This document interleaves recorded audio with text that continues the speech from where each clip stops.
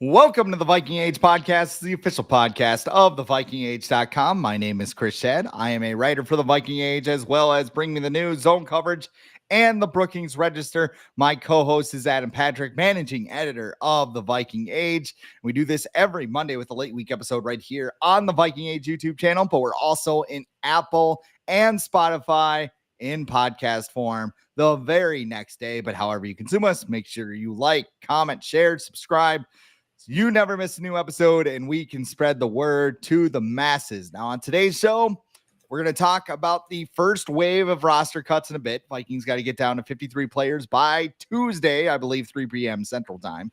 But first, we're going to channel our inner Kevin O'Connell. Now, I do not have an unlimited budget for game balls. I don't know about you, Adam.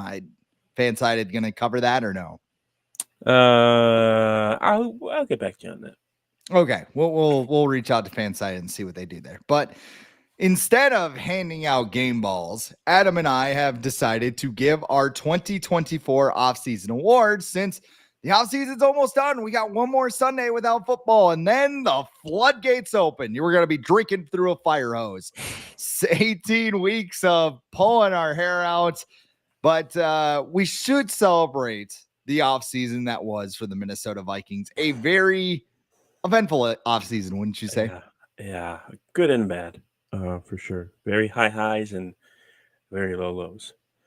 Go ahead. Sorry. No, I was done, so you're good to go. It's funny. I was talking. I'm like, I don't really have energy for this today, and then I log on and it's like, boom! You're not even gonna get a word in. Yeah. It's fun times here. So we have a couple of categories. And when we took a look at all of them, and we're going to go one by one through them and dish out our Viking offseason awards. So because I've been talking, I'll let you go first with our first category, which is player the Vikings will regret letting go in 2024. Which player will the Vikings be a little sad that they let him walk out the door, Adam? Well, I think you got to go with Danielle Hunter. Looking back, it seems like it was a good move because he signed a massive contract with the Houston Texans, and the Vikings were able to replace him with, use that money to spend on, 3 new pass rushers in Grenard, Van Ginkel, and Dallas Turner. But we don't know if those 3 players are going to be able to produce at the same level or combined at the same level as Hunter was. Hunter, I believe he had around 15, 16 sacks last year, led the league in tackles for loss, just looked like the old Danielle Hunter again, just terrorizing quarterbacks. And he's still around, I think he's around 30. He might be 29. So he's still got plenty left in the tank. It's just the cost is probably what just led the Vikings to let him go and move on. And probably also the constant offseason of, hey, I want more money, and we're like, okay, here you go, and then you're like, okay, that's great, and then the next offseason you're like, actually, I actually wanted more money. I just wanted to, so that's done. But yeah, I think it's not a huge, like, it's not a big question, but I feel like it's one where we're just assuming that the Vikings are going to be okay without Danielle Hunter, where he was proven in this defense he could be successful. You're bringing in guys who it sounds like they have the potential to be good or better, but we just don't know. So just that unknown is probably what a move that could come back to bite them, but who knows? We'll see. I will push back on that a little bit. Okay. And part of it is because one of the categories we have later, but I this was hard for me. This was a hard category for me to decide because I feel like, it's going to hurt a little bit losing Danielle Hunter. I was just going to say that because I was going to be like, oh, Alexander Madison. No. Yeah. No. Most of the guys that left were kind of, I don't want to call them dead weight, but they weren't like instrumental pieces. Like Danielle Hunter kind of wins by default, right? Yeah, you could make an argument for Kirk Cousins too. If you think Kirk Cousins was the integral part of this team, which I don't know how you can after the last month or so, But maybe you're a big Kirk stan and you think that the Vikings are going to fall apart because Sam Darnold's a quarterback. You can make that argument too. I don't believe in either. With Hunter specifically, I feel like the Vikings did enough to replace him. You signed Jonathan Grenard. You signed Andrew Van Ginkel. You even got Blake Cashman, who is a very good pass rusher in his own right. But you also have Dallas Turner, who I will talk about a little bit later. Wink, wink. Like, I think the Vikings did a good job at replacing Hunter. And even if they do drop back a little bit, Hunter wasn't a fit for what Brian Flores wanted to do. Brian Flores likes to mix people around. He likes to put them in different positions. Danielle Hunter's position was go get the quarterback. That was it. Ed Donatel tried the drop back thing with him. That didn't work because, I mean, Danielle Hunter had 10.5 sacks and he didn't know what the fuck he was doing in that offense. I made that joke several times. Brian Flores was like, okay, you can't really drop in the coverage. We're just going to send you at the quarterback and see what happens. But he still had to blitz. So I think while Danielle Hunter was the main source of their sacks and pressures a year ago, I think it's going to be more dispersed this year. And you're going to see a better defense because of it. Yeah, like I said, I'm not like you're a Danielle Hunter truther. I don't know what's the Danielle Hunter version of a Kirk Crusader. That's you. A Hunter heroic. Hunter Homer. Yeah, Hunter. There you go. Yeah, there you go. But like, kind of like you said in your response at the beginning, like it's a hard category to pick from because all the players are let go. It's just like, yeah, they should have done that. They should they weren't really in like a contract competition or whatever with any of these guys where they were like, well, we're out of it. You know, we suck. We couldn't get this done. And now he's gone. And now now our team, our whole defense is ruined.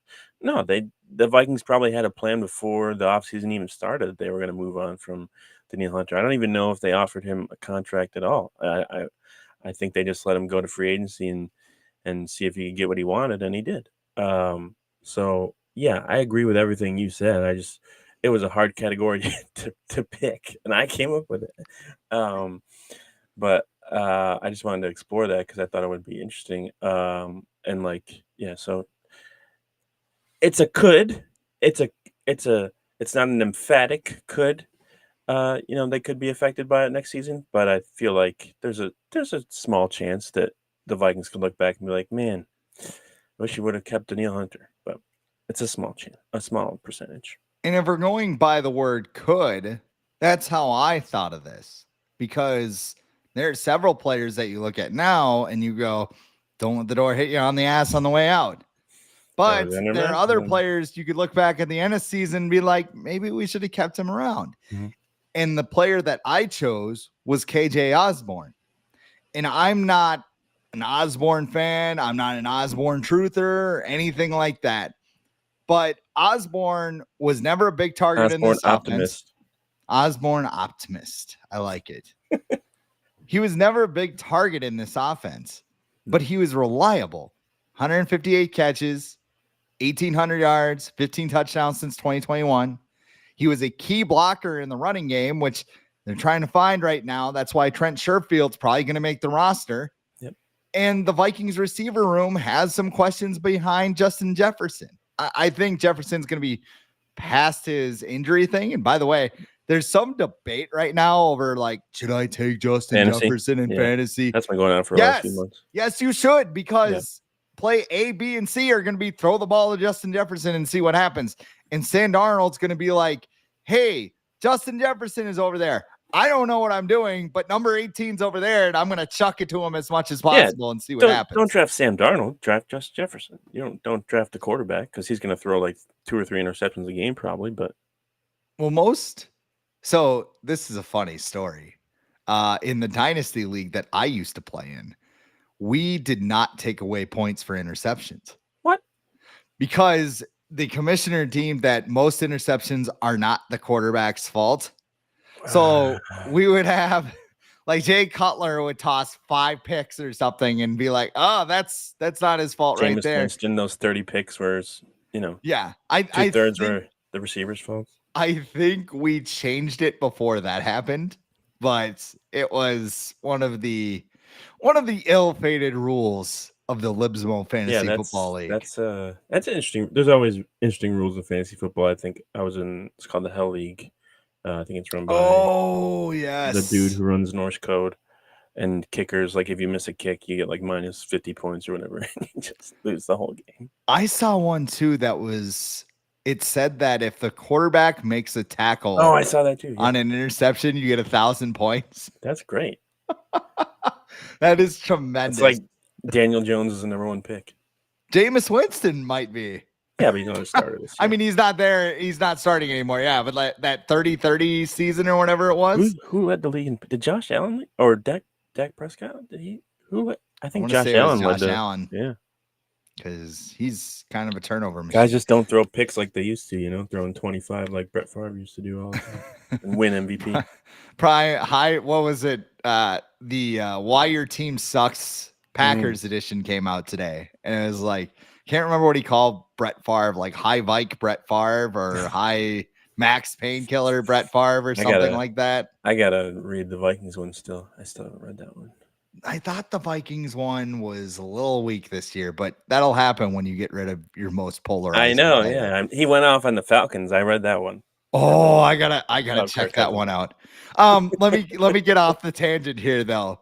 The Vikings receiver room has some questions. Yeah. Jordan Addison, you have to ask about his health because he suffered that ankle injury in the joint practice with the Browns. Mm-hmm. You also have to wonder, is he going to get suspended in the middle of the season? Jalen Naylor had a great training camp, but can he stay healthy? And then you have Tristan Jackson, who broke out, but you don't want to rely on that guy in a top 2 spot. That's more of a depth player. So of all the moves, I can look around and go, hey, KJ Osborne, you could have made a case to keep him. Especially with TJ Hawkinson out for the first month of the season, probably. Yeah. So if we're going, it's a bit of a stretch, but you can make the argument that the Vikings should have kept Osborne around. Yeah, especially since he signed a 1-year, $4 million deal with the Patriots. So he was more than affordable. But I think for KJ, too, he probably just wanted to go somewhere where he could be more than a number 3. And I think he has that chance in New England this year, so good for him. I don't know who's throwing him the ball because didn't Jacoby Brissett get hurt last night? But he's okay or whatever. But Drake May's playing. But I don't know. I'm glad we're not doing that this year. And the quarterback battle is pretty much set for next year. I feel like even if Sam Darnold leads the Vikings to, I don't know, NFC Championship, I think JJ McCarthy's a guy. That's it.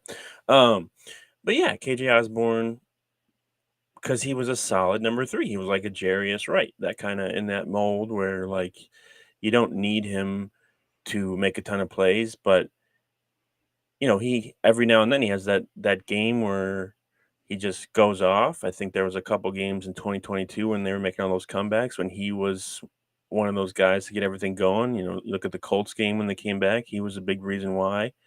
I think against the Lions in overtime, he caught that game-winning pass. So, like, he was a reliable target for Kirk Cousins. He had some drop issues last year, and I don't know why that was, if that had to do with more with him or with the Vikings just rotating so many different quarterbacks in and him not really knowing where the ball's coming from. So yeah, like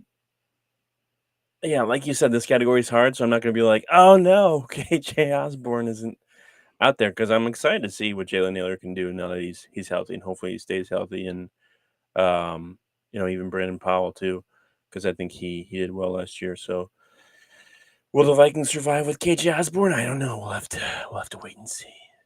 Well, that's a good time to move on to our next category, which is player you are most excited about in 2024. So a new player, I should say. Yeah. So who is the new player that gets a little tingling in your loins, Adam? I mean, anytime a former Packer goes over the border, trades in his ugly green and yellow jersey for a beautiful purple and gold uniform, you got to be excited about it. So Aaron Jones is my pick.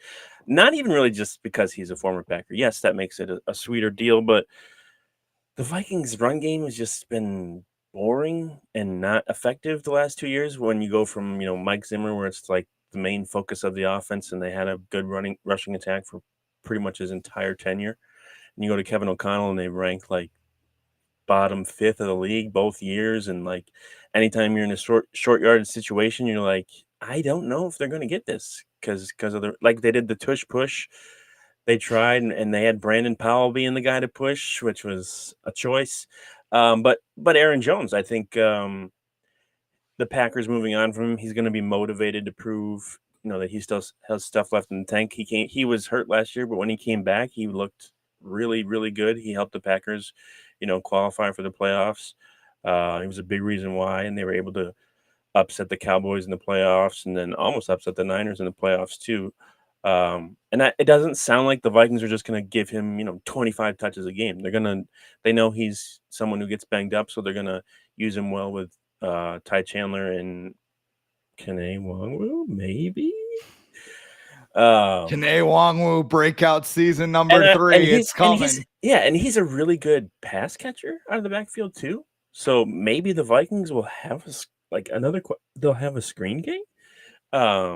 So like I think he just adds a whole bunch of different elements to the Vikings offense for Kevin O'Connell, especially with Hawkinson being out. I think Aaron Jones is going to pick up a lot of that slack, and Addison being hurt.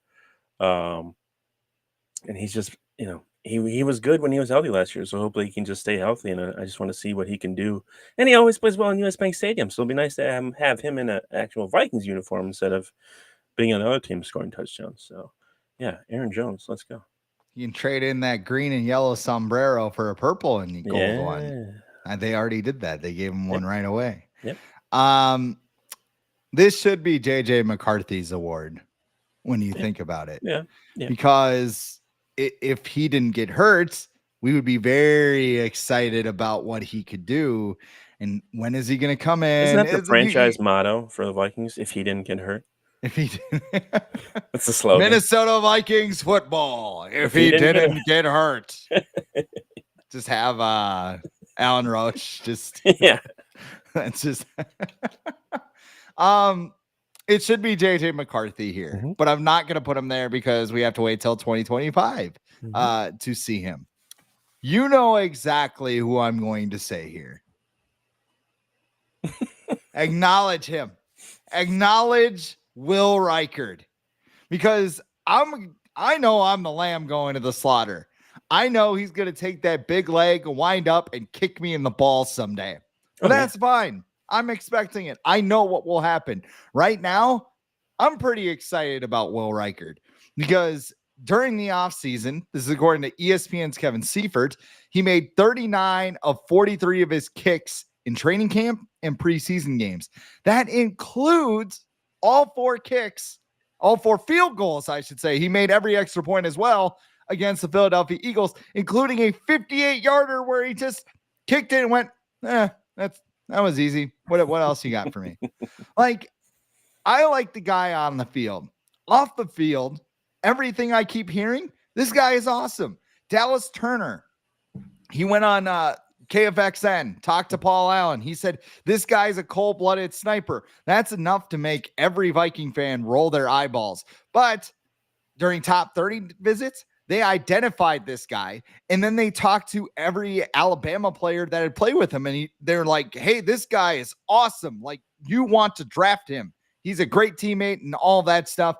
And then Alec Lewis put out a story, and I believe it was a couple weeks ago, but it talked about his upbringing, how he's been at all these kicking camps. He's basically been doing the NFL's version of driveline to get more distance and just make more kicks and everything else. And then he goes to Alabama, a college program that is his own cursed history of kickers. And he becomes the NCAA's all-time leading scorer. Now, again, I know you're sitting at home listening to me talking about this, and you might be recording this so you can shove it in my face when he misses a game-winning field goal in January. That's fine.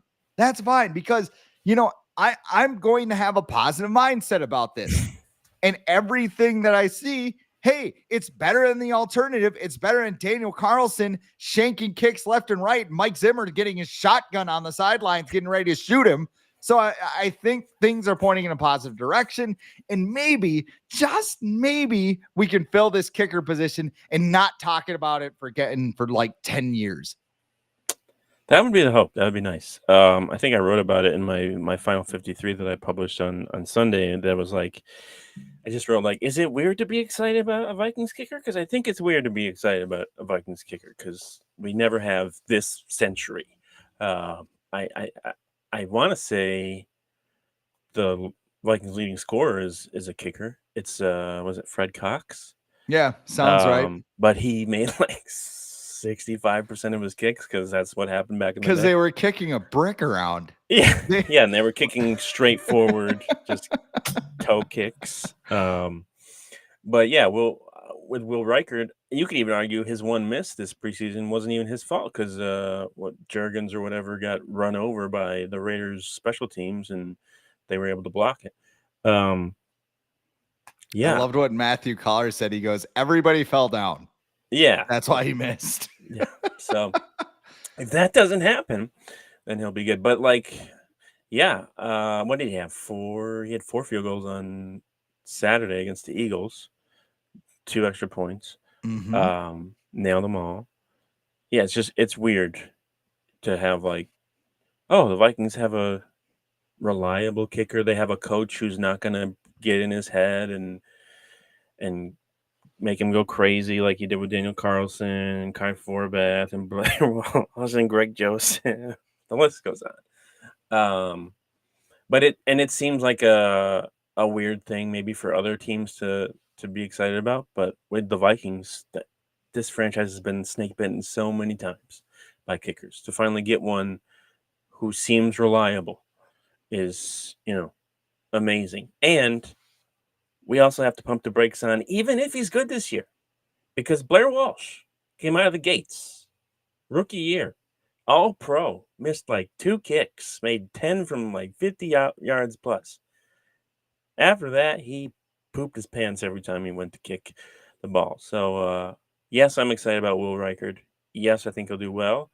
And yes, I'm still going to be worried about the Vikings kicker after the season, even if he makes all of his kicks this year.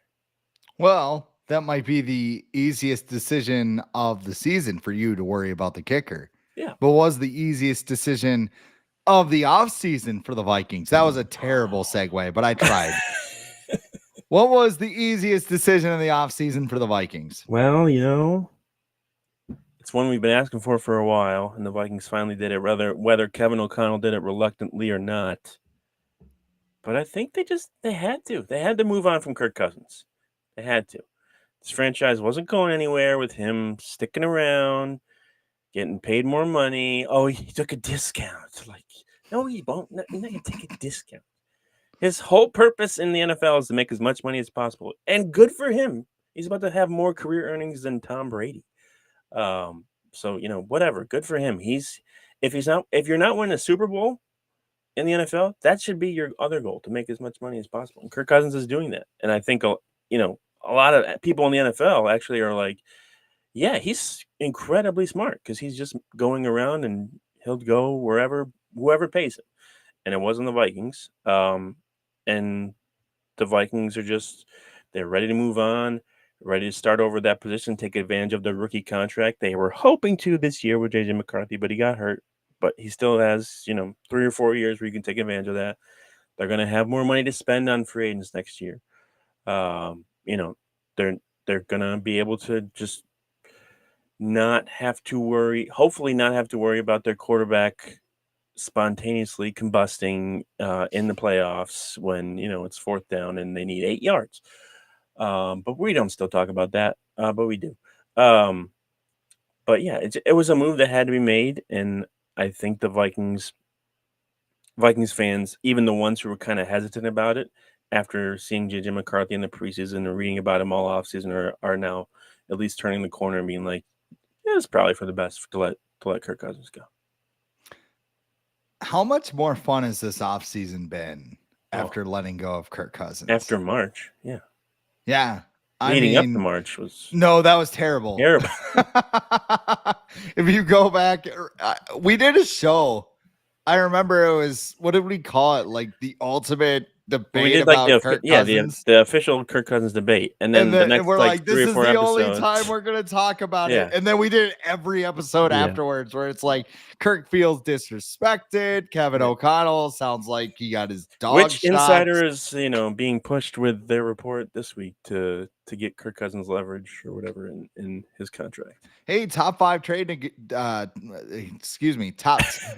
top 5 trade destinations for CD Lamb sure went somewhere, didn't it? Just like top 5 trade destinations for Justin Jefferson, although Still it wasn't not, as loud because not the highest paid quarterback though.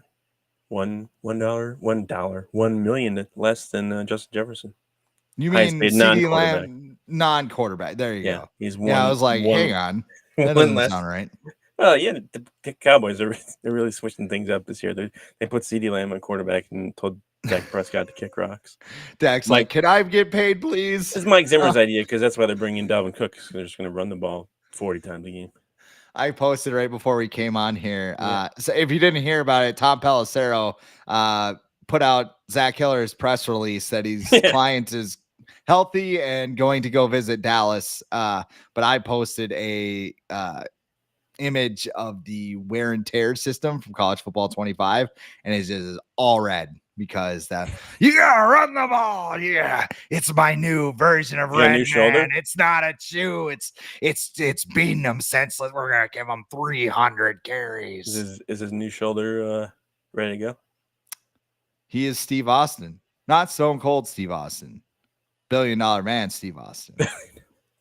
So, what was Stone Cold's name before? The Ringmaster, right? Yeah, he was the ringmaster. And then he was also way back for you, Hollywood Blondes with Brian Pillman. And they did this. Oh yeah. The little filming thing. Yeah. Yeah. That's a deep pull. R.I.P. Sid Vicious, by the way. Did he die? Yeah, he died. Today? Yeah. His son announced it today. So he wasn't. Was he 60s? Yeah, he had cancer though. Oh, okay. So great. Now I have to go watch that replay of him breaking his leg in the ring, which is disgusting. There's also like a bunch of other ones. I remember, not to keep pointing out the bad things about Sid, but that's how he was over. That's how Sid Vicious got over. It was just he was a larger than life, ridiculous man who he was a prototypical Vince McMahon wrestler. That's correct. He was on camera and he was cutting a promo and he's like, "We got to do this over." And JR's like, "But we're live." He's like, "Oh."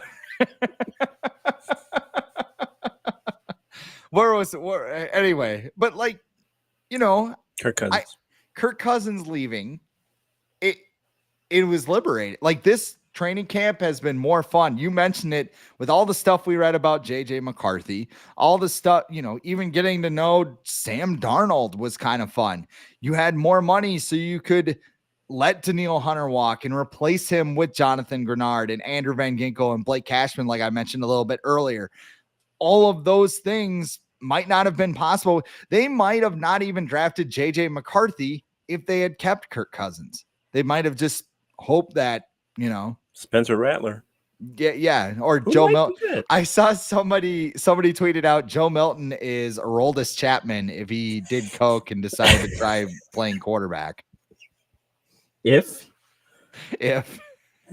Kyle Rudolph's like, that's my guy right there. I mean, I did see some replays from last night of him pregame throwing from the opposite 40 to the end zone. It sounds like he is just the greatest practice player. Like, if flag football needs a quarterback, he's going to be the guy because he can just throw it, right. 50, 60 yards. I don't know how long a flag football field is. It 100? I don't think so. But yeah. Aren't they doing USA? Yeah. That's going to be at the Olympics. It's going to be like the dream team in 92 basketball where they're just playing plumbers from Brazil and shit. Yeah, we're going off so many tangents because the guy, whoever plays for USA flag football now, was like, I think I'm better than Patrick Mahomes. And he's like 5'7", 140. Everyone's like, he literally like threw the ball. It was like horizontal in his Yeah. hand, and he like shoved it like a okay. beach volleyball player. But to be fair, I don't think I'd want Patrick Mahomes out there anyways. I think I'd rather have someone like Lamar Jackson be on the U.S. Olympic team. That would be fun. They, what was I? So I mean, with Cousins, Can you run people over? You can put Josh Allen out there, right? I think there's a level of physicality to it. Like you can't like tackle someone and rip their flag off. Like you can't Right. do that. But like you could stiff arm a dude or whatever. Maybe throw a shoulder. Like with Cousins in Atlanta, it's Vikings fans are going to be like the sickos meme, right? Where they're like looking through a window and they're like, yes, yes. Like we're seeing all the shit that the Vikings did when Kirk Cousins was here, which is loading up on veterans on Judon. 1-year deals, Matthew Judon and Justin Simmons, and we're all in, we're pushing it in. Yep. And then in a wild card game in January, probably 3 versus 6 seed. If they make the playoffs. Yeah, there's going to be a big moment. They should make the playoffs though, right? It sounds bad. The Saints are really bad. The Panthers are, oh my God, bad. And the Bucks are. I think the Panthers are going to be good. I like Dave Canales. I think they're going to be good. You're back on the Adam Thielen bandwagon. I just think they are. You excited about the Panthers? No, but I think they're going to be better than people think they are. People think they're going to be the worst team in the league, and I think Dave Canales is what he did in Seattle with Geno Smith, and then what he did with Baker Mayfield in Tampa. Why can't he do that with Bryce Young? So, but yeah, like the Falcons. I don't know. Who's their coach? Raheem Morris. And I like him actually. Yeah, he's like if he wound up being the Vikings coach, I wouldn't have been upset. No, but they still have a lot of question marks because how's Kirk Cousins on his Achilles? We don't even know that. And is Michael Penix better than Kirk Cousins? Yeah, that's another. Like you're just seeing the tension in that situation too, and you're like, that could have been the Vikings if Kirk Cousins came back. Yep. Sitting here being like, is his Achilles okay? Does he get along with JJ McCarthy? I definitely think in hindsight, it was a very easy decision. Probably not in the moment, but now that you look at everything else, it's pretty much a no-brainer. Kevin O'Connell lose? I don't know. Him and Kirk are like, their families are friends, I believe. So they probably just texted through it. He was Kirk's coach in Washington for a little bit, I think. It was like Champ Kind and Anchorman. I'm Mr. Musk. This is over. And I mean, Kevin O'Connell's what? 3 or 4 years older than Cousins, so like they can get along. And Cousins is a weird dude, so he'll just talk about anything probably. They could still FaceTime. You think Kirk FaceTimes? No, Kevin O'Connell's just in there with the Wolverine meme with the photo frame, just with Kirk Cousins there. JJ McCarthy comes in. What are you doing, coach? No, now Kevin O'Connell is the meme of the guy walking with the girl, and JJ McCarthy's walking by, and he's got his head turned back, looking at JJ McCarthy. So yeah. There you go. My easiest decision of the offseason didn't really look too easy at the beginning of the offseason, but then there was some language in his contract that made it pretty easy. Releasing Alexander Mattison. Oh, yeah. We went back, you could go back in March and hear us talking like, why are you doing this? This doesn't seem like a good idea. Why is Alexander Mattison on the banner in Dalvin Cook's spot? Like, I don't think this is a good idea, guys. And we heard the entire offseason, I mean, Alexander Mattison, he's been waiting for this opportunity and blah, blah, blah. When you don't score a rushing touchdown in 180 attempts and lose 9 yards on your attempts inside the 5-yard line, you're probably not a starting running back. And that's okay, because the guy, Alexander Mattison, is a great human. If you look at his backstory, if you look at the stuff that he does, he's a good guy. He didn't deserve any of the crap that he got in that Philadelphia Eagles game where people are lighting up his DMs on Instagram and that stuff. I think he's an awesome person. NFL running back, backup only. And that's not bad. He's going to make a lot of money being a backup in the National Football League. I also look at the running game and I wonder if it's fixed. You just saying the praises of Aaron Jones, I have concerns because he's 30 years old, which is basically old Yeller territory for running backs. Come over here, Aaron. Like, yeah, you're only averaging 2.9 yards per carry after week 1. All right, Ty Chandler is the starter. Like, go get him, kid. And you guys know how much I don't like Ty Chandler. As a football player, probably a good person, but football player, you gotta know which way the play is going. That's all I'm asking. It's a low bar. Pass what's block? yeah, what's a pass play? I run a 4.4 though. Kane Wong will look pretty good this preseason. So I'm curious to see if they involve him at all. I know this is this his last year of his contract? I think it is. I believe so. But he looked like it's weird to say but he looked like a running back this summer. Yeah. And I think they switched. They're in the middle of switching their running scheme. Like they used to have more zone blocking, and now it's more straight ahead, like power plays or whatever, power scheme. Power play would be hockey. But and he seems to be way more effective with the things that they're doing now, and the Vikings run blocking seems to be more effective. So it's Sean McVay did something similar with the Rams last year, so I'm curious to see if Kevin O'Connell kind of follows suit and sticks with something like that. But yeah, if Aaron Jones gets hurt, then it's like okay, we're back to where we were last year, and Cam Akers is in Houston, looking pretty good, by the way. After 2 torn Achilles, he spinning and reeling and dealing. Like that he was there, and then they were like, yeah, that ESPN was like, he's on the Vikings, and then he wasn't. He was not on the Vikings. So, because Charlie Walters is right about everything. That's he should be in one of these categories. Easiest decision of the offseason, not trusting what Charlie Walters says. Sorry, Shooter. Well, I mean, Shooter's gonna shoot.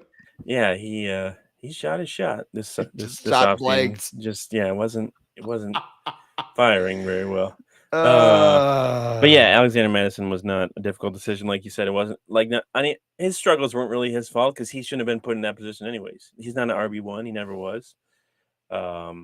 If the Vikings wanted to re-sign him and make him still like the RB2, like they've had plenty of guys over the years be like long-time number 2 running backs, like Mo Williams, Leroy Horde, those guys. Like that's a role. Leroy Horde. Yeah, that's a role on the team.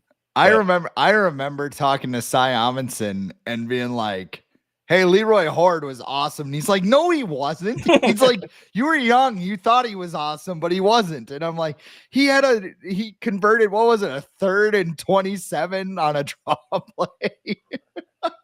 he had one, I think he had one game, maybe over 100 yards for the Vikings. Epic name, epic number, wore 44. No offense to Chuck Foreman, who also wore 44 for the Vikings. That's kind of weird. That's like that. Built like a fullback. Yeah. Yeah. I mean, probably ran like a 4.7 40. Leroy Horde. Yeah. So bye, Alexander Madison. Enjoy being in Las Vegas. Who's their coordinator now? I don't even know. Another quarterback's Gardner Minshew, and he looks like he's gonna have a 5-star banger at the Tokyo Dome. Yeah. But they have Devontae Adams, who's probably thrilled to be there still. Watch receiver. He's so excited. Taco Bell headquarters is in Vegas though, so maybe he's in his apartment, or his house, or whatever. In his house, he's got a Taco Bell. Yeah. Toilet. The plumber must be like, for fuck's sake, man, I'm not coming over there again. It's one of those airport toilets, just like full blast every time you flush. What do you think was the biggest gamble for the Vikings this offseason? What did I put down? Kind of similar to yours, but more broad, where, offensive line for the Vikings is typically an issue every offseason. And it is for most teams. I think there's like maybe a handful where you're like, this team has really good offensive line. They're fine. Like Chiefs, Lions, Eagles, usually in that conversation. Not the Vikings. Every offseason, it's like, oh yes, we got 2 good tackles, but it's like, but there's 3 other players on the offensive line, and they're the ones screwing up the most, and the Vikings didn't do anything about it. So my biggest gamble would be the Vikings not really adding anyone new to the interior offensive line, despite the constant struggles in each of Kevin O'Connell's first 2 years with the team. They did re-sign Blake Brandel. Apparently, he's a starter now. Ed Ingram's going to be a starter again. Garrett Bradbury is going to be in the middle, continuing to be pushed back into his quarterback's lap all the time. And then Dalton Reisner is on IR now. So, and even if he's not on IR, like he wasn't that great in pass protection last year. So, he wasn't a good run blocker. Oh he yeah, you're right. I got that wrong. You got it mixed up, but you're right. Sorry, Dalton. I'm offended. He wasn't like an all-pro pass blocker though. But all-pro food choice though. I still want to shout that out. Yeah. Oh, when he was listening. Yeah, because he was listening, Nashville Coop and all those other places. Yeah, I don't know if Kevin O'Connell just thinks his scheme doesn't, like, interior offensive linemen don't matter in his offensive scheme. Like, it just makes it not a factor. But clearly is when they play guys like Kenny Clark and Dexter Lawrence, and those guys are just picking Garrett Bradbury off of his feet, who's a 300-pounder, and just like lifting him in the air. So I'm glad that JJ McCarthy isn't out there this year, because I think he probably might have gotten hurt, but he already did, so it didn't matter. But yeah, interior offensive line still an issue for the Vikings. Hooray! Yeah, Garrett Bradbury is like the guy in the Joker meme. The one where the guy gets thrown. I don't know what exactly it's from, but it's some guy in a Joker suit, and he's just getting tossed at like full blast in this crowd, and he's like, oh, like that is Garrett. Or have Bradbury. you seen the Will Smith clip from Fresh Prince where he's in the weight room and they're just tossing him back and forth, but it's clearly a dummy and throwing it back and forth. Speaking of Dalton Reiser's food choices, have you seen all the hoopla? I know you're not a Minnesotan, but have you seen the hoopla? The chef reactions? There's chef reactions? I know reactions? he was there, right? I don't know. No, there's a guy on Twitter or TikTok or whatever called Chef Reactions, and he does, like, he's a chef and he does reactions to like crazy meal ideas that people make. Like they do those crazy, I don't know, people pour like stuff in their sink and stuff and make food, and it's just gross. And he just reacts to those. But he was I want to say he was at the Minnesota State Fair this past weekend, and he was on KFan or whatever. But he was there to because I think a couple weeks ago or months ago, he asked like, what state has the best fair food, and a lot of people responded Minnesota, so he decided to go there. But I know they have fried ranch. Yeah, but I've heard it's basically just like a cream cheese bite with ranch in it, and then ranch seasoning dusted on top. That makes sense, like a popper without the pepper. Yeah, that sounds kind of good, actually. Yeah. Like anything fried is pretty good. Yeah, you can figure. And there's good and bad. I've been to the fair. I haven't done the fair, if that makes sense. Like, right. I haven't ate with no regard for human life. I haven't drank everything at the fair. And I think I need to do it if there weren't so many goddamn people there. Because they said there were like 150,000 people went to the fair on Friday. If there weren't so many people there, I would be convinced to go. But it's just, I don't know, you're shoulder to shoulder with people. Like, yeah, what's that? You were just at Petco. You're good. But Petco is different. Baseball game is different. Yeah.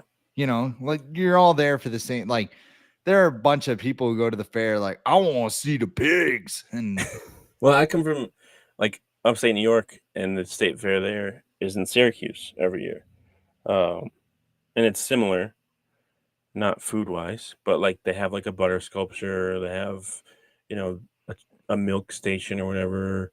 They have stables and horse shows and everything. I think the Globetrotters were there one year or whatever. They have concerts and stuff at night. So like it's very similar, but I definitely didn't have the kind of food there that that Minnesotans have at their fair, where like I'm like, oh, Sbarro at the state fair. And It's my favorite New York pizza place.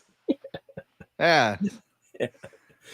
You gotta get your corn dog. You gotta get your pronto pup. You gotta get your cheese curds. What's the pronto pup, by the way? It's a corn dog. It's just another name for a corn dog. Oh, I saw somebody tweeted that Tim Waltz was lying because he said he ate a corn dog, but he actually ate a pronto pup. So he's lying again. Yeah, I don't know. Put that on a campaign commercial. Yeah, cheese curds. You gotta do that. I'm gonna have to go back and corn on the cob is good. All of the separate tangents that we've talked about in this episode. So I think we've covered just about every current We've been event. running the gamut, but it's fine. Yeah. It's good to break. It's good to break this up. We got that's your signal for me to hurry the fuck up, isn't it? No, I don't care. All right, but let's talk about Blake Brandel then, because that's my biggest gamble as well. It's in the same vein as the offensive line. This is a pass first offense, so you need guys that can pass protect. I think that's why they're not just going to release Dalton Reisner, because he serves some value, especially because nobody behind Blake Brandel, Garrett Bradbury, or Ed Ingram has made things difficult. Like, you're going into this season with the same group you've had the past couple of years. And I think Brandel has more experience than Oli Udoh did at guard, which was basically, hey, I know training camp is tomorrow and you've been training all offseason to be a tackle, but we're going to move you to right guard. They've done it a little bit better because he played some guard last year, but if he fails for the Saints. What's that? He's playing guard for the Saints now too. Yeah. Good luck with that. Likes it. Yeah. I mean, there's not really a fallback plan if Blake Brandel isn't good. And you can say that about any of the interior offensive linemen right now. Walter Rouse has been versatile. He's been one of the stars of camp. But, I mean, when it comes to this interior, we might be sitting here at the end of the year going, man, they need to do something about this. Use some of that free agent money and get a, badass motherfucker in there. Sorry, I'm swearing too much this episode. I was just gonna say, is that what you spend your money on next year? Probably like guard, corner, and interior defensive line. You're gonna put this rookie quarterback back there. You better protect your investment. He already got hurt once, so you better put some money into making sure he doesn't have guys flying at his face all day. He's going to, but at least eliminate the slightly more possibilities. But yeah, like Tyrese Robinson is someone I feel like to keep an eye on. He played well in the preseason. I think he might have been the Vikings like highest graded pass blocker in the preseason. And he's a guard. And I think they like him. So I'm curious to see like if Ed Ingram struggles at all, if they'll go to Tyrese Robinson. But at the same time too, like he's an unknown too. So it's not like they went out and I can't even think of like a good guard in the NFL. They didn't go get Nate Newton. Larry Allen, is he a guard or is he? R.I.P. Yeah. Larry Allen, the only guy to scare John Randall because he's so strong. Yeah, he did he squat 1,000 pounds?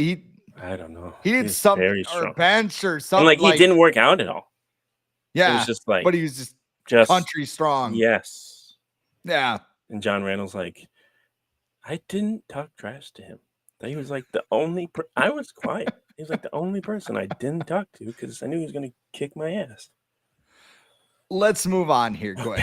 On that note, what was the worst offseason move for the Vikings? I liked a lot of them, so this was a little difficult. But I would say we knew TJ Hawkinson was going to not be ready for the season. That was like the biggest unkept secret of the offseason. He's not going to be ready. And then as much as they're talking like, oh, his rehab's going, he's not going to be ready. He's not going to be ready for the season. He'll be on the PUP list or the IR where they can remove him after 4 games or whatever. But the Vikings they signed Robert Tonyan, who had one good year with the Packers, and that was really it at tight end.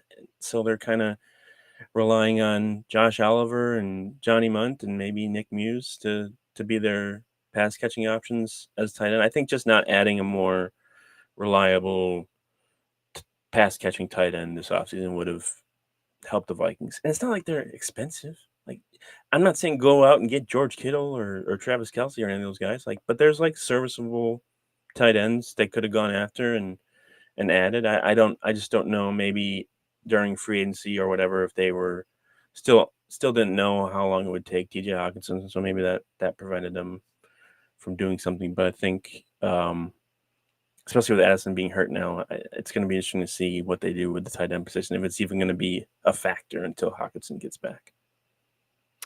My worst offseason move. This might be contradictory considering what I thought was the best offseason move, but giving up a comp pick allegedly for Shaq Griffin. And I don't even know if they gave it up or not because it's very confusing. fuzzy. Yeah, it's very confusing, but I'll just run with it here. There's one person on all of Twitter who knows how comp picks work. That's it. Yeah. The NFL doesn't even know. Everyone else like, I guess third. I don't know. You can have it if you want. Yeah. but the Vikings traded a lot of their draft capital in last year's draft. Yep. They go out and they sign Shaq Griffin. And this is tough because I think the Vikings made a lot of good moves, and Griffin could be a good move once he comes back from his injury. But that being said, he got hurt. He hasn't practiced basically at all during training camp. Yeah, he just returned. And again, the Vikings don't have a lot of draft picks. So you may have just lost a potential second, third rounder because you're probably going to get one for Kirk Cousins. Yeah. And Danielle Hunter walking. So you lose out on what could be a potential second, third rounder. And you could trade those picks, by the way. You can deal up, deal down, get some of that draft capital back. I'm kind of a guy when it comes to day 3 picks. I don't really care. But those comp picks at the end of the third round, they could be crucial for a team that's going to have some holes to fill. And I know they have cap space, but you can't fill everything in free agency. So you still had to go out and sign Stephon Gilmore. I just don't think it was worth the gamble on a guy who probably wasn't going to get signed before the deadline and also was on 2 different teams last year. So on Shaq Griffin. I don't know. What's that? On Shaq Griffin. Mm-hmm. Yeah, I wonder if Gilmore just didn't want to go to training camp. I don't know if they were like, come on. He's like, no, I need like 100,000 more. It's like, actually, I just don't want to go to training camp because I think that's a lot of the stuff like the older players like Dalvin Cook going on the Cowboys today. It's like, oh, training camp's over. Now I can go because I don't want to do that garbage. But yeah, you mentioned like day 3 picks. The Vikings this year got Will Reichert on day 3 and Levi Drake Rodriguez on day 3. So like, and those guys seem like they might make an impact this year. So like, and we've seen plenty of day 3 picks make an impact. So, Stephon Diggs back in the day, Josh Metellus. When was Cam Bynum? Was he 4th? So that would be he was a 4th. So that's a day 3. Yeah. So yeah, they have a lot of guys on their team that are day 3 picks. So like those, even if you get those are better than having only 3 or 4 picks next year. And I think there's a high chance of the Vikings probably trading back wherever they land in the first round next year, just to gather picks and get that. Although I did see someone post say the Vikings are gonna be excited to bring JJ McCarthy back next year because they're gonna have the number 3 pick and it's gonna be exciting. And I'm like, number 3? Seems a little high. So, yeah, but yeah. So I agree with that because Shaq Griffin, he played on 2 teams last year. He was actually good for the Texans, and then they were like, "Nah, we're gonna move on from him." And then he landed with what was it, the Panthers? Mm-hmm. Yeah, he was good with the Seahawks like 4 years ago, and that's kind of why it seems like overkill. But I would say Dwight McLaughlin. He looks good. I think he's going to make the team. They did sign Fabian Moreau, so he's another veteran. If they have options, I would say that. I feel like they signed like 4 or 5 corners since training camp started. Yeah. So yeah, they're making sure that they have guys back there. I think that's become an obvious priority for them this year. They kind of, they're not kind of, they had to, but yeah, it became a big priority for the Vikings this summer. All right, the moment of truth. What was the best offseason move for the Vikings? I'm in the closet right now, so I can't do his famous dance known as the gritty, but extending Mr. Justin Jefferson has to be the best move of the offseason. He's the best receiver in the NFL. He is going to make everyone's job easier on the field whenever he's out there, when he's healthy, which he should be. And, you got a young quarterback coming in with J.J. McCarthy. There's no better person to have on your team probably than Justin Jefferson. So they paid him. We knew they were going to pay him, regardless of what any other people tried to tell us all offseason that what did they he didn't. League neighbors, and none of that was created by him. You watch the CeeDee Lamb stuff going on that just ended. You watch Jamar Chase stuff going on. Justin Jefferson did not do any of that stuff. We knew he was getting signed. He said the whole time, like, I'm not worried about the money, because he knows he's the best. So he's going to get the most. He doesn't have to worry about that. So the Vikings paid him what he was worth, and now he's good. Now he can just spend it all on candy, I guess, because that's the only thing he likes to eat. Oh, by the way, those Dot cinnamon sugar pretzels, amazing. I have some in my did he have those now in his cabinet or whatever? He had I hope he has a good dentist. Obviously, say that. But yeah, he's and he's just like, he's never gotten in trouble off the field. At least anything that impacts the team.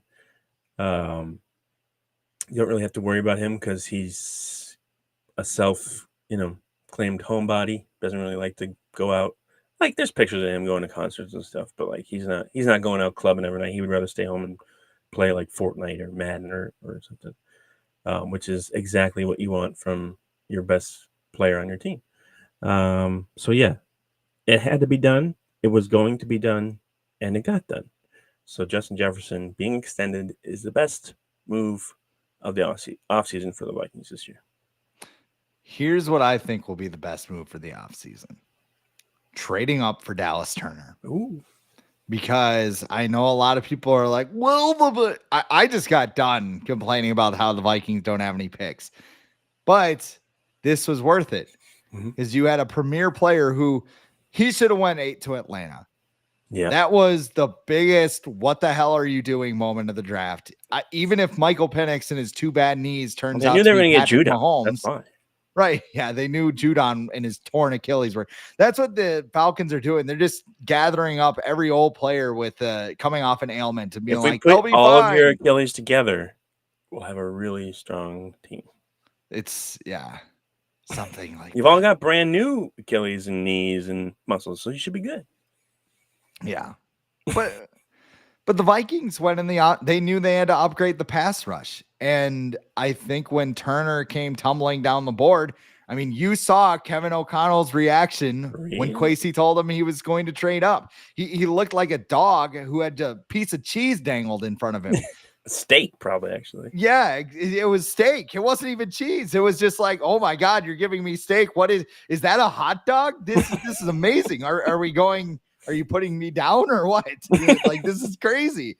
Like, Dallas Turner, he's a guy that has an extreme athletic profile.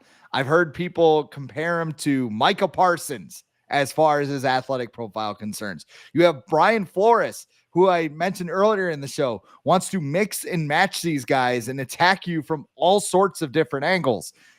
This is a perfect match for the Vikings defense. Yep. And I think that his impact is going to be as big, and this is a bold statement, but I don't really care. I think it's going to be as big as Chris Dolman in the late 80s when the Vikings got him and he immediately became a superstar. So I'm excited about Dallas Turner. I think he's going to be an impact player from day one, and he's going to flip that defense upside down. You remember? Was it the same draft? Yeah, it was 99. When the Titans got Javon Curse. Yes. He was because people said the Vikings should have taken Curse over Culpepper. Their GM did. I've interviewed their old GM, and he said they wanted Javon Curse, but they got Demetrius Underwood instead. That didn't work out very well. But yeah, like Javon Curse, like that's the kind of the kind of immediate impact that you're forecasting with Dallas Turner, which I agree with, because someone like that just transforms an entire defense. Like if the quarterback you're facing and the offense you're facing has to like put extra people over to account for Dallas Turner, that's only going to free up things for Grenard and Cashman and whoever else is blitzing and make life incredibly easier for those guys. Not to mention that Turner's just going to get opportunities as well to make plays. And like an underrated aspect of his game isn't even pass rushing. It's like chasing down the ball carrier and stopping the run. Like that's something I feel like hasn't really been talked about since the Vikings got him, because pass rusher is more exciting and it's the sexier description, but like being able to stop the run at his position is very important too. And I think like that's going to be a huge help for the Vikings defense, which I think is going to be good this year. Like top 10. If everyone stays healthy, not even everyone, if the majority of the players stay healthy, they can be top 10 defense. I know corner is kind of a concern, but I've mentioned this before. The quarterback can't throw the ball. Who cares? Yeah, if the front seven is in his face, he's not going to throw an accurate pass. He's not going to be able to layer it over Stephon Gilmore's head or something. I think they get a better pass rush this year. I think they get more pressure as opposed to sacks. And I think that, the secondary is going to be better by default. It may not be a shutdown Legion of Boom type secondary, but it's going to be good enough to kind of pace that defense along. Well, who did they have last year? They had Byron Murphy, Mekhi Blackman, who's a rookie. Yeah, Caleb Evans. Could get traded for what?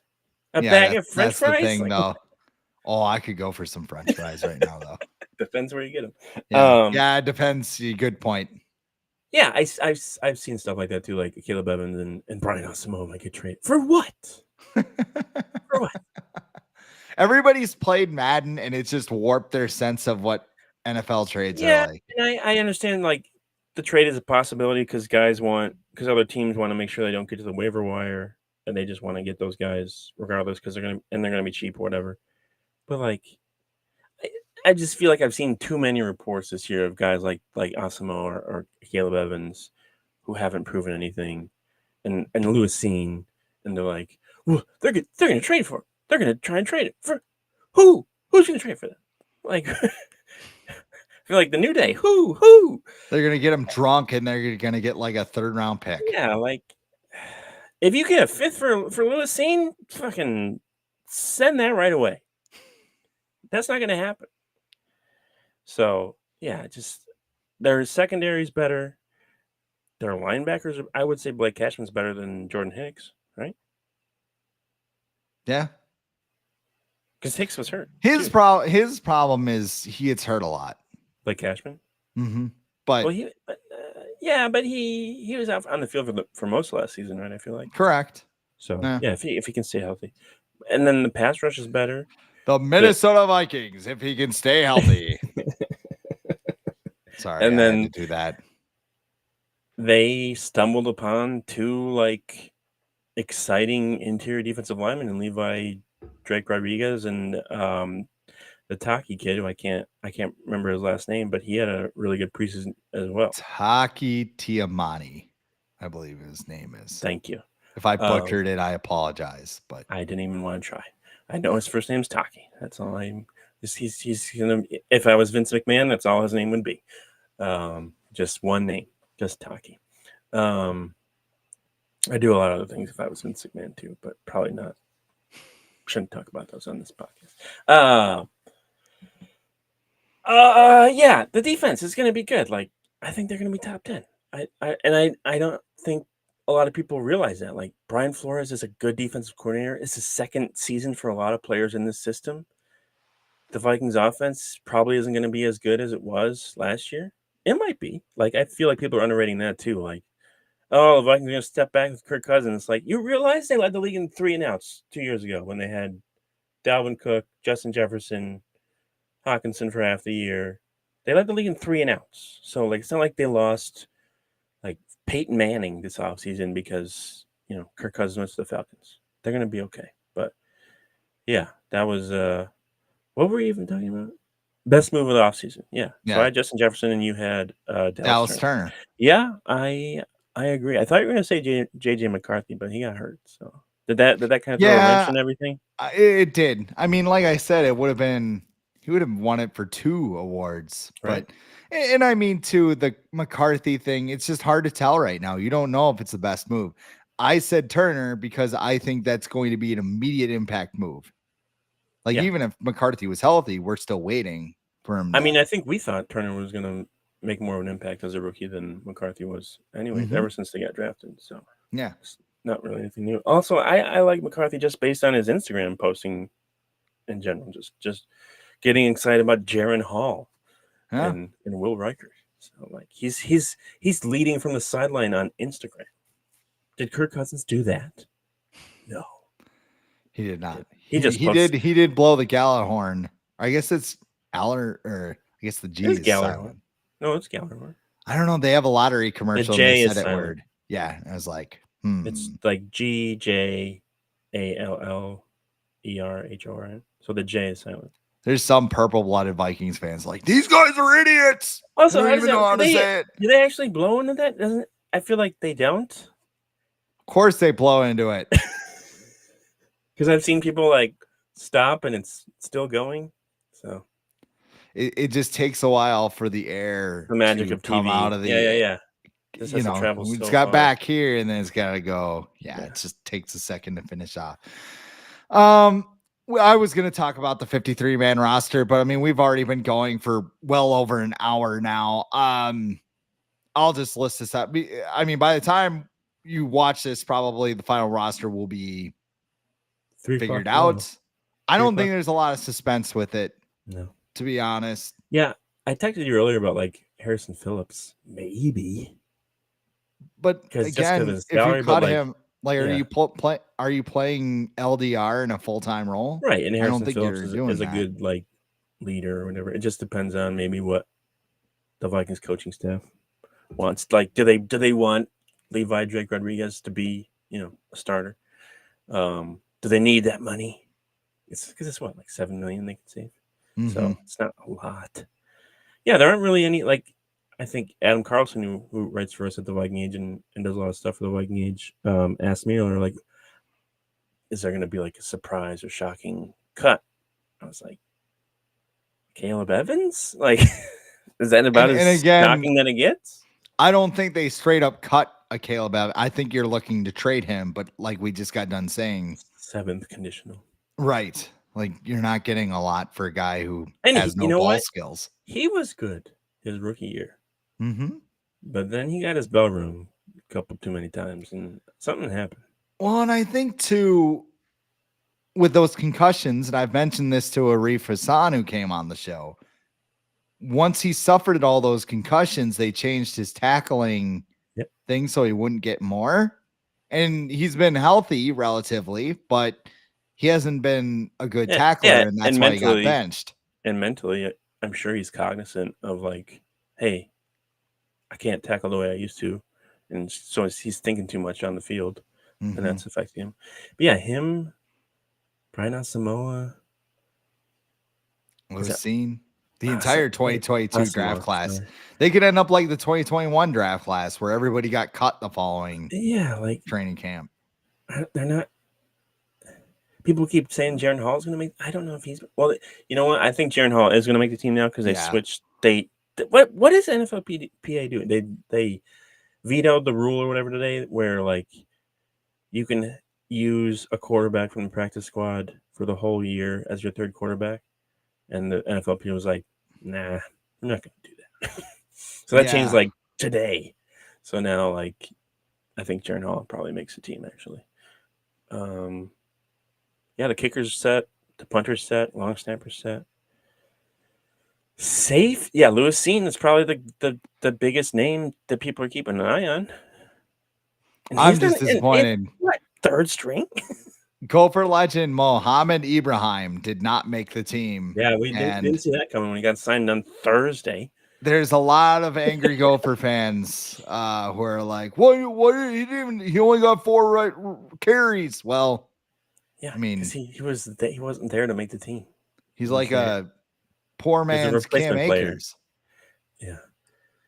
Yeah, But so and then I'm curious. The Vikings, Kwesi always likes to do kind of like pluck guys from other teams that get cut or trade for like we're talking about with the other guys, the trade for guys who might be on the way out. So I'll have to keep an eye on that stuff too. So it should be an eventful Tuesday. I was supposed to have it off, and I was like, I can't do that. There's gonna be too much. they're gonna drop some like massive move. Just actually, JJ McCarthy is fine, and they just wanted to protect it. They were smarter than the Falcons. The Falcons were like, we're not gonna play Michael That's Penix JJ the rest of the McCarthy's preseason. music. Yeah, they're like, well, actually, we didn't want to play JJ McCarthy's music. He's too good, but he's actually fine. Actually, we're signing Ryan Tannehill. We decided actually we're not going to start Sam Darnold. We're just going to start Ryan Tannehill. We're gonna bring in Russell Wilson. We're gonna trade for him. Well, if the Vikings do have some surprises, you can check it out at thevikingage.com. You can check out all of the good stuff. Did you have anything else that you wanted to, promote on the website? I don't think so. I mean, yeah, we'll have all the coverage of the final roster and practice squad, and then kind of go over best and worst moves. Probably look around the league, see what some other former Vikings are doing. It doesn't look like Andrew Booth's probably going to make the Cowboys because he's still not good. I saw the one clip of him, and somebody's like, "Was he going to the bench to get some Gatorade or when something?" the guy, it was a screen pass, and he disappeared off the screen, and then you saw him running from the sideline. Yeah. He if Mike Zimmer can't fix you, and you're a cornerback, it's probably not good. Granted, he was only there for a couple weeks, so it's not like he had everything going for him. But yeah, we'll be checking on that, and then this weekend is big college football. Everything's kicking off. South Dakota State against Oklahoma State on Saturday. Oh, I'm curious to see if Florida State goes 0-2 because they're playing Boston College. It seems Bill like an easy game, but their quarterback ran for 1,000 yards last year. So DJ, you need to get a job. Yeah, I think Florida State's favored by 17, so whatever. They'll probably win. And Ohio State, I think, is favored by 50.5. Yeah, sounds about right. Over Akron. They spent $20 million on their team. You know that?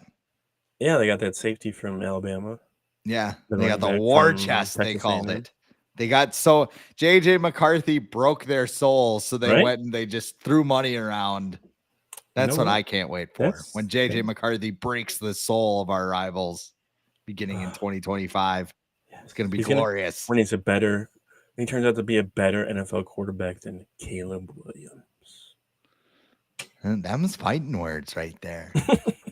Well, you can direct all your complaints online to Adam Patrick NFL. I am at The Real Chris Schad, but that's all the time we have for the Viking Age podcast today. We do this every Monday with a late week episode right here on the Viking Age YouTube channel. We are also in podcast form on Apple and Spotify the very next day, but however you consume us, make sure you like, comment, share, and subscribe so you never miss a new episode and we can spread the word to the masses. For Adam Patrick, I am Chris Schad. This has been the Viking Age Podcast.